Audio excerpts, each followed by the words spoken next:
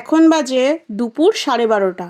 12টার পরে তো দুপুরই বলে, তাই না? তো দুপুর 12:30 আর সূর্যদেব কিন্তু মধ্য গগনে একদম জ্বলজ্বল করছে। আর আমার স্নান ধান সব কমপ্লিট। ঘরে এসে সিঁদুর পরে নিলাম, কারণ পুজো মা আগে দিয়ে নিয়েছে, তারপরে ঠাকুরটা প্রণাম করে নিলাম।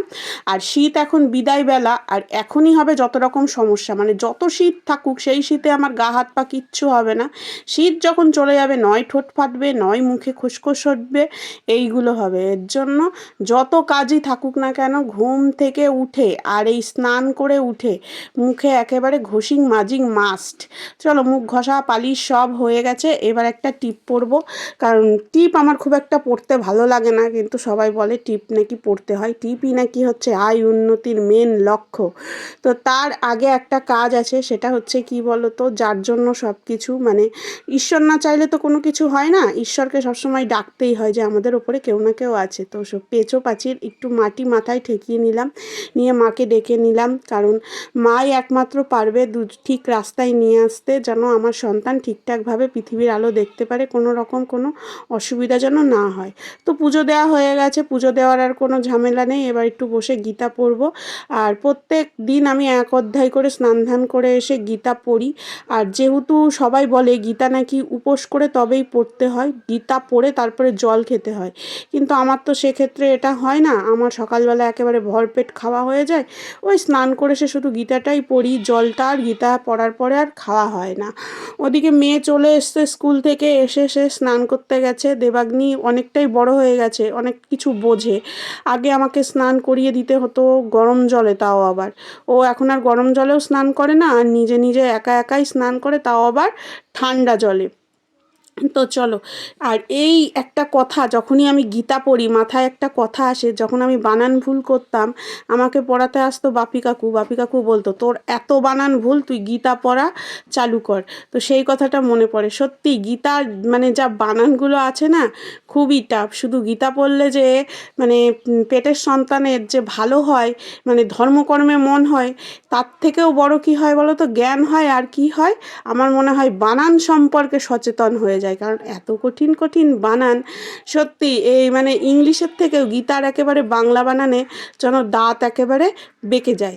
তো চলো, আমার এদিকে পড়াটরা কমপ্লিট, একটু ঠাকুরের নামে প্রণাম করে নিলাম, নিয়ে গীতাটাকে বন্ধ করলাম, করে এবার যাব শক্তি তৈরি করার জায়গায়। মানে আজকে আমার হচ্ছে এই ছোলা ভেজানোর দিন। ছোলা একেবারে বেশি করেই ভিজিয়ে রাখি যাতে অঙ্কুর বেরিয়ে যায়।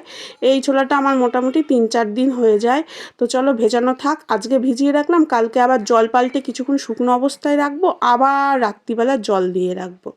তো এদিকে টাইম হয়ে গেছে মেয়েকে খাওয়ানোর। এখন আর মেয়ে ফোন সেভাবে দেখে দেখে খাচ্ছে না, এই অভ্যাসটা ভালো হয়েছে। ও তো আঁকতে খুব ভালোবাসে, ব্যাস পেন্সিল খাতা রং ধরিয়ে দাও আর খাইয়ে দাও। আর এদিকে খাওয়াচ্ছে, ওদিকে কিন্তু টিভিও চলছে, মানে একসঙ্গে সব্যসাচী দুটোই চাই। টিভিতে কার্টুনও চাই, ওদিকে আঁকাও চাই, আবার খাওয়ানোও চাই। তো একটা সন্তানকে খাওয়ানো হলো, দ্বিতীয় সন্তান মানে আমার কোকোকে অনেক আদর করে বাড়িতে নিয়ে আসা হয়েছিল, অনেক যত্নে রাখা হতো। সে যত্ন সত্যিই চলে গেছে, রোড সাইড কুত্তাতেই সে পরিণত হয়েছে। ঘরের অবস্থা দেখেছো? আমি যেতে পারি না, কারণ ওর এখনও ভ্যাকসিন হয়নি। আমি তো আর এখন ভ্যাকসিন নিতে পারবো না, এর জন্য কিছু গোছাতেও পারি না। ওর ঘরের অবস্থা খুব খারাপ। ওর যে জামা কাপড়গুলো ছিল সেগুলো যে কতদিন ঝাড়াঝুড়ি হয় না তার ঠিক নেই। এবার নিজের খাবার নিয়ে চলে আসলাম। আজকে করেছিলাম হচ্ছে পুঁই শাকের তরকারি আর একটুখানি বাঁধাকপি আর ডাল, ব্যাস ওটা দিয়ে রুটি খাবো। কারণ রুটি ছাড়া আমার অন্য কিছু ভালো লাগে না এই দুপুরবেলা, ঠান্ডা ভাত ভালো লাগে না। এখন হচ্ছে ফল খাওয়ার সময়, মা মেয়ে যৌথ উদ্যোগে ফল খাবো, দুজন দুটো ফল। তো ফল নিয়ে বসে পড়েছি আর একটুখানি টিভি দেখছি, কারণ খাবারটাও তো হজম করতে হবে। এই দুপুরবেলাটা টিভিটা সম্পূর্ণ আমার, আমি নিজের মতনভাবেই টিভিটা দেখি, যেটা ইচ্ছা হয় সেটা। বেশিরভাগ নিউজ দেখি, তারপরে সাউথ ইন্ডিয়ান মুভিগুলোও দেখি। কারণ আমার ওই বাংলা সিনেমার থেকে বাংলা পুরোনো দিনের ভালো লাগে, নতুন সিনেমাগুলো ভালো লাগে না। চলো জামা কাপড়গুলো উঠিয়ে নিই, কারণ সকালবেলা তোমাদের দাদা এগুলো ধুয়ে দিয়ে গেছে। আর বেশিক্ষণ রাখলে ব্যাস পাঁপড় হয়ে যাবে। শীত পুরোপুরি না গেলেও সূর্যদেব কিন্তু নিজের ডিউটি ঠিকঠাক দিয়েই যাচ্ছে, পাঁপড় হওয়ার দরকার নেই। সবগুলো তুলে নিয়ে একেবারে ঘর ঝাড় দিতে চলে যাব, কারণ একটুখানি শোবক। আজকে তো ম্যাম আসেনি, ম্যাম আসলে দেবাগ্নিকে এতক্ষণ পড়াতে বসতে হতো, কারণ ম্যাম চলে আসে মোটামুটি ধরো 3:30-র মধ্যে। সন্ধ্যাবেলা পড়াতে বসে ওটা স্কুলের পড়া কমপ্লিট করাই, আর এই দুপুরবেলা ওকে খাইয়েই পড়তে বসিয়ে দিই। এটা আমি পড়িয়ে নিই হচ্ছে ম্যামের পড়াগুলো। ম্যাম যেহেতু আজকে নেই, তো আমি চান্স পেয়ে ডান্স তো মারবই, ঘরে একটুখানি ফাঁকা পাবো তো শুয়ে পড়বো দুপুরবেলাটা একটু। এর জন্য আগে ঝাড় দিয়ে নিলাম, কারণ ঘুম থেকে উঠে না পায়ে যদি বালি বালি লাগে সেটা ভালো লাগে না, আর ঘুম থেকে উঠতেও আমার একটু দেরিই হয়ে যায়, মোটামুটি সন্ধ্যার একটু আগে আগে। তো চলো, দেবাগ্নি এখনও আঁকাঝোঁকা করছে, আমি এবার একটু শুয়ে নিই।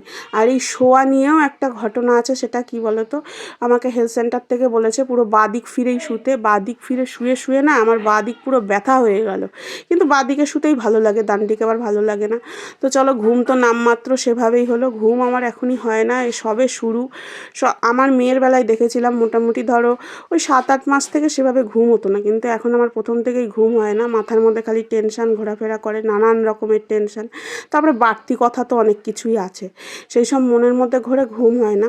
এজন্য এসে গেল জল, তো জলটা নিয়ে নিই প্রত্যেক দিন। আমি এখন মানে এমনিতেই আমি জল খেতে বেশি একটু ভালোবাসি, জল ছাড়া চলে না। 5 লিটার জল লেগে যাচ্ছে, সকালে জল ভরি দুবার, আবার ধরো দুপুরবেলা ভরি, আবার এই বিকেলে ভরি।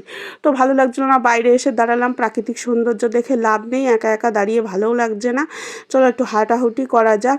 এই টাইমটা একটু হাঁটি প্রত্যেক দিনই, আগে মেয়েকে আনতে যেতাম, এখন তো মেয়ের গাড়ি হয়ে গেছে, হাঁটা পড়ে না বলে 20-30 মিনিট মেনটেন করে হাঁটি, আর পাখির কিচিরমিচির শব্দ শুনি।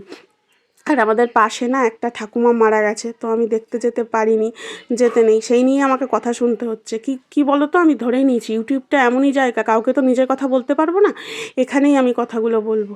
সবাই বলছে সব কিছু মনের ব্যাপার, যাওনি কেন, এইনি কেন। আমি ভাবি যারা বলে তাদের বৌমাকে কি পাঠাবে যখন এরকম পরিস্থিতি হবে? তোমরা একবার বলো তো কথাটা। তো চলো, মেয়ে ওদিকে খেলাধুলা করছে, বাড়িটা এখন ক্লাব ঘরে পরিণত হয়েছে। আমি এমনি বলি এটা সর্বজনীন ঘর, এই ঘরে আমার অধিকার 5%, আর বাদবাকি সবার অধিকারই আছে, বুঝলে। ঠিক মতন শোয়ারও টাইম পাই না, দেখো খাট আমার দখল হয়ে গেছে, বাচ্চা কাচ্চা অতিথি নারায়ণরা সব বসে আছে, আমি জামা কাপড়গুলো তাড়াতাড়ি করে গুছিয়ে নিচ্ছি, কারণ ওদিকে সন্ধ্যা লাগো মেয়েকে পড়াতে বসতে হবে, তারপরে একটু খিদেও পেয়েছে, খেতে হবে। আর এই সন্ধ্যাবেলাটা মুড়ি খাই, ছোলা, আর হচ্ছে এই নিয়ে নিয়েছি হলো পেঁয়াজ, আর মেয়ে খাবে শুধুমাত্র তেল দিয়ে, ওতে কিছুটা ছোলাও দিয়েছি, ওকে আগেই দিয়ে দিয়েছি, তারপরে আমি পেঁয়াজ কোচাতে একটু দেরি হয়ে গেছে, এর জন্য আমি পেঁয়াজ কুচিয়ে নিয়ে আসলাম। তারপরে পড়াতে বসে বলছি, পড়া তো আজকে নামমাত্রই হলো, শুধু ওই বাংলাটাই পড়লো, কারণ ম্যাম আসেনি, তারপরে তার জেম্মা বাড়ি আছে, তার আজকে মহা আনন্দ, পড়াশোনার তার গোল্লাই গেছে। যাই হোক, যেটুকু পারলাম পড়িয়ে টড়িয়ে নিলাম। ওদিকে আবার অফিস ঘর ডাকছে, মানে এখন তো মেয়েদের জীবন এটাই, ঘুম থেকে ওঠো বাসি বাসন দেখে, আর হচ্ছে ঘুমোতে যাও বাসি বাসন দেখে। যাই হোক, যেখানে কর্ম সেখানেই মুক্তি বলে, কাজেই মুক্তি। তো অফিস ঘরটাই আমার নিজের জায়গা, এখানে কারোর অধিকার চলে না, আমার নিজের জায়গা, এখানে থাকলেই আমি ভালো থাকি। তো রান্নাবান্না চালু করে দিলাম, রাতের রান্না। তো এখানেই একেবারে নিয়ে চলে এসেছি ওষুধ টষুধ সব কিছু, কারণ রান্না করতে করতেই ওষুধ খাবো, এই রাতের দিকেই ভুলে যাই, কারণ রাতের সময়টা কম থাকে, মাত্র 2 ঘন্টা হাতে থাকে, 2 ঘন্টার মধ্যে রান্না প্লাস মেয়েকে খাওয়ানো, নিজের খাওয়া, ওষুধ খাওয়া সব করতে হবে। আর একটু ভুলো টাইপের মানুষ তো, ভুলে যায়, এর জন্য ওষুধ একদম হাতের কাছে নিয়ে এসে রান্না করতে করতে রাতের ওষুধটা খেয়ে নিই।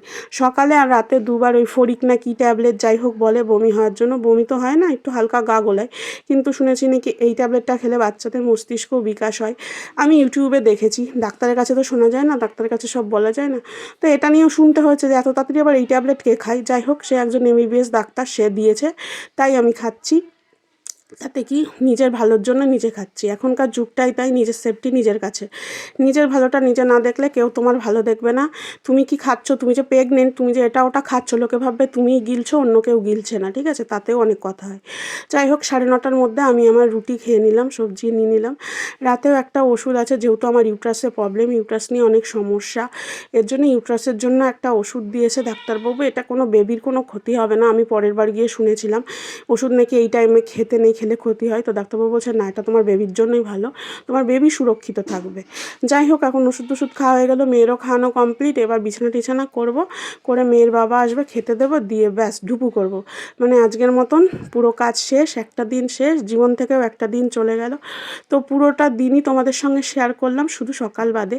এর আগে একদিন সকালবেলাটা শেয়ার করেছিলাম যে আমি কি সকালে করি, আজকেও দেখালাম যে প্রেগনেন্সিতে আমি কি সকালবেলা করি, আর তোমাদের জলটা দেখাচ্ছি, দেখো পুরোপুরি কিন্তু খাওয়া হয়নি, অনেকটাই বেঁচে আছে। যাই হোক, এই জলটা আমি পুরো রাতে খেয়ে নেব, রাতেও উঠে উঠে জল খেতে হয়, তাই না? তো চলো, টাটা।